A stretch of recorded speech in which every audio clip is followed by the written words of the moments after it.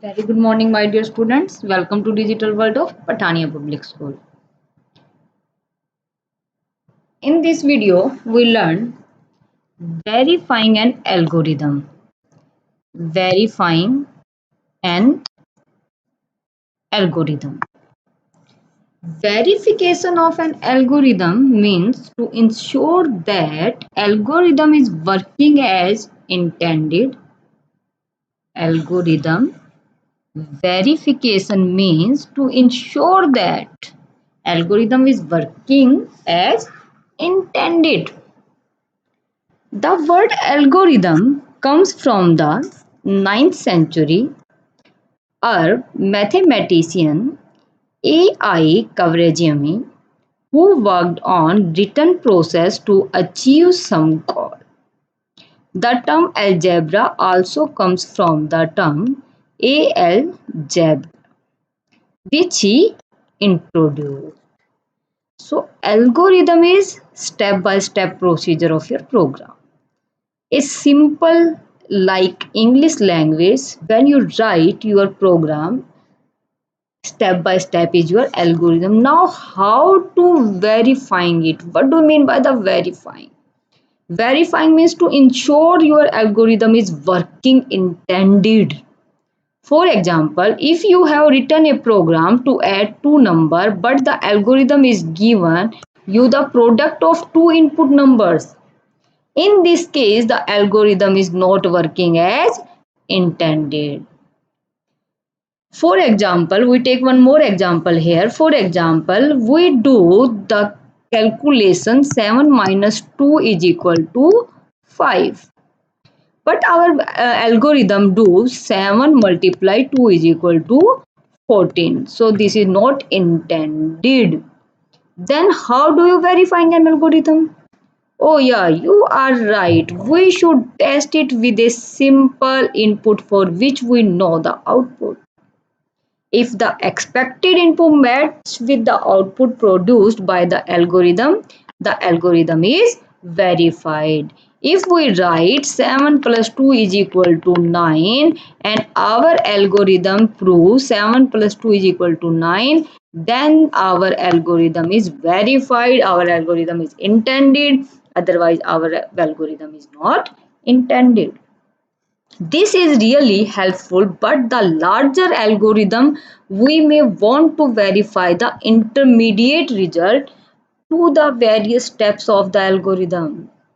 And the such requirement a useful mechanism of verifying algorithm called dry run. Dry run. So what is dry run? Dry run is the process of programmer manually working through their code to trace the value of variable. Variable means identification. Variable means where you input the value. For example, a is equal to 10. So here a is your variable and 10 is your value. So dry run is the process of programmer manually working through their code to trace the value of variable. To trace out this value, dry run is working. This is no software involved in this process. Traditionally, a dry run would involve a printout of the code. Dry run would involve a printout of the code. The programmer would sit down with a pen and a paper and manually follow the value of variable to check that it was used and updated as expected. Expected means we take one example again, 7 multiplied 2 always 14. So if our answer is 14 then fine, otherwise this is not verified. A dry run is the process of programmer manually working through their code to trace the value of variable. There is no software involved in the process. If a programmer found that the value is not what it should be, they are able to identify the section of code that resulted in the error. So many characteristics of dry runs are: number one, it is carried out during design, implementation, testing, and maintenance.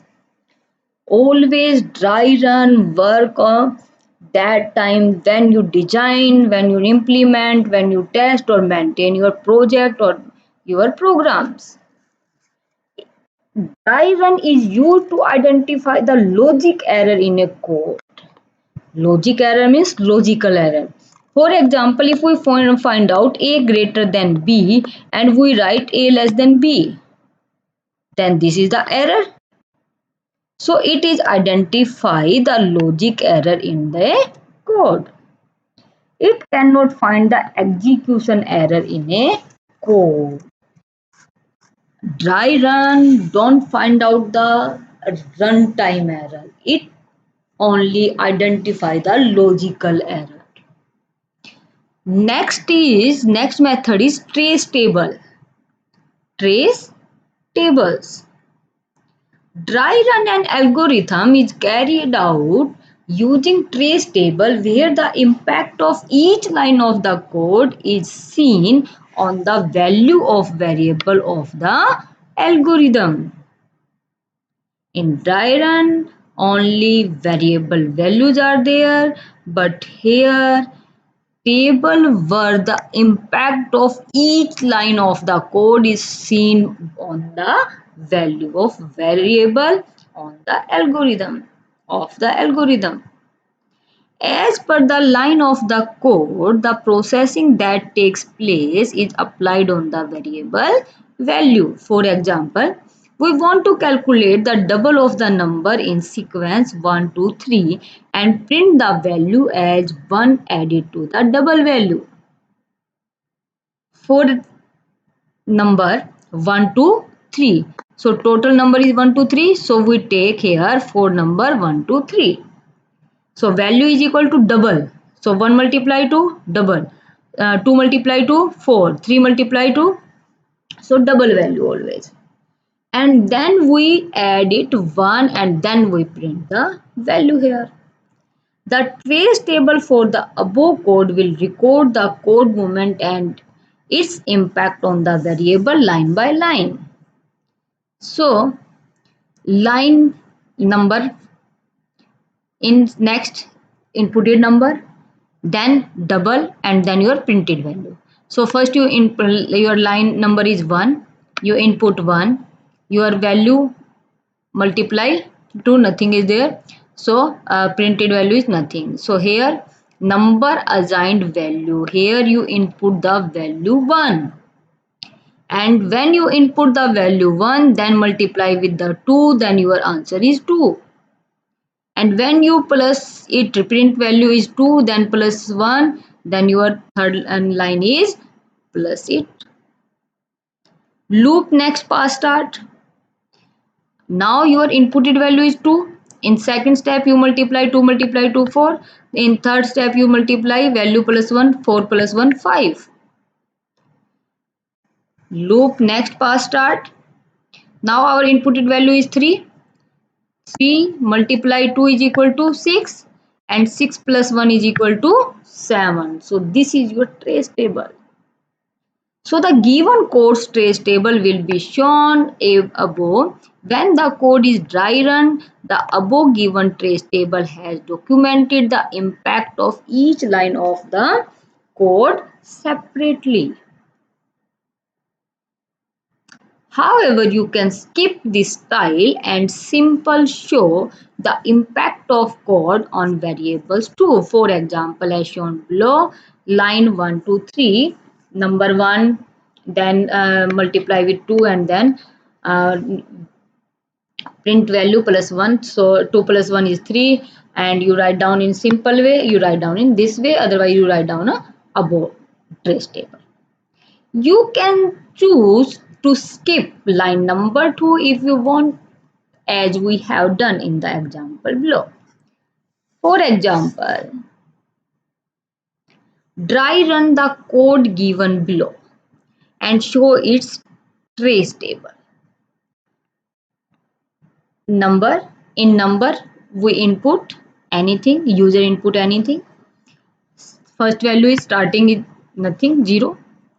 While num less than 500, then num multiply 2 and count plus 1.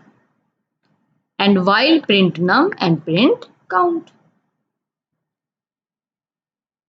Num 16 count first time 0. Our num less than 500. Yes, less than 500. Then multiply with 2, then multiply with 264, 64 multiply with 2 128, 128 multiply with 3,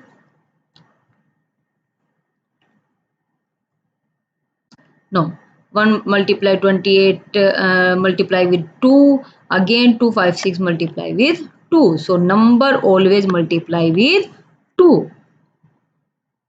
And we add count is 1. First time our counting is 0.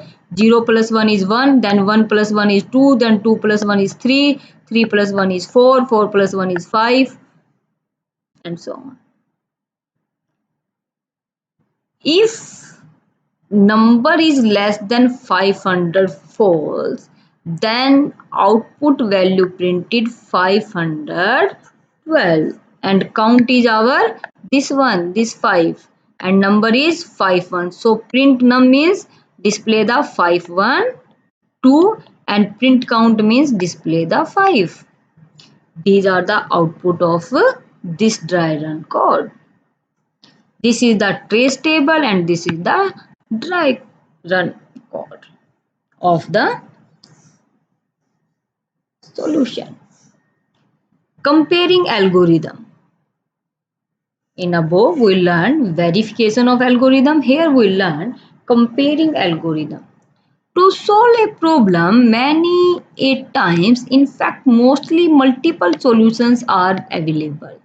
In other words, you may have multiple algorithms which working correctly and producing the correct desired result. In such a case, which algorithm should you choose for coding? Coding always depend on us, on programmer. How a programmer write a perfect algorithm, and in other word you can say you may have multiple algorithm which working correctly and producing the correct and desired result. In order to decide which algorithm to choose over another, their efficiency will be deciding factor. And the major factors are the time it takes it to find the solution and the resources which are consumed in the process. So two main factors are there. One is time consumed and second is your resources. For instance, means for example, while buying a car, how do you choose a car? From your available choice? Yeah, you are absolutely right. You might consider both the speed and fuel consumption. The factor that the matter the most to you will win. Similarly, the algorithm, the two deciding factor are space-wise efficiency and time-wise efficiency. Space-wise efficiency means how much amount of memory space the algorithm will take before it terminates. For this, we consider the amount of data and algorithm uses with running. And time-wise efficiency, how much time algorithm takes the complete. To complete an algorithm, how much time it takes. These factors dependent on so many issues like RAM available, programming language chosen, hardware platform and many others. How much memory are available? When you have a hardware platform fixed with a specific RAM size, then space efficiency becomes the deciding factor and algorithm that takes up less space is chosen.